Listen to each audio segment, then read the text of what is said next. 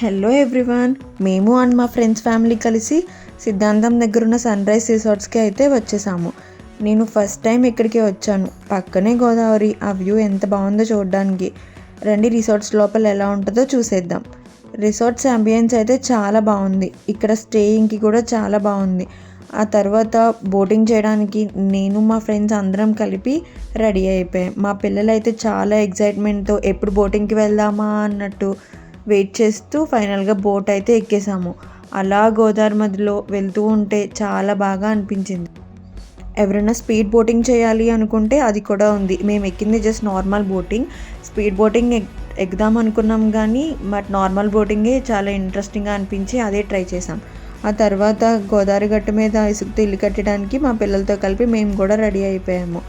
ఆ తర్వాత చిన్న చిన్న గేమ్స్ ఆడుకొని ఒక మంచి మంచి రీల్స్ చేసుకొని మంచి ఫొటోస్ తీసుకొని మళ్ళీ బోట్లో రిసార్ట్స్కి అయితే వచ్చేసాము.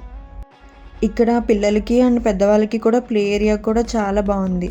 అండ్ స్విమ్మింగ్ పూల్, అలానే ఫ్రెండ్స్తో వచ్చినప్పుడు చిన్న పార్టీస్ చేసుకోవడానికి కూడా చాలా బాగుంది. అండ్ ఎవరైనా వింటర్లో విజిట్ చేస్తే క్యాంప్ ఫైర్ కూడా చేసుకోవచ్చు. చాలా బాగా అనిపించింది నాకు.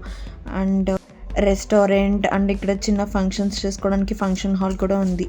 ఎవరైనా వెళ్ళని వాళ్ళు ఉంటే ఒకసారి విజిట్ చేయండి. Thank you for watching.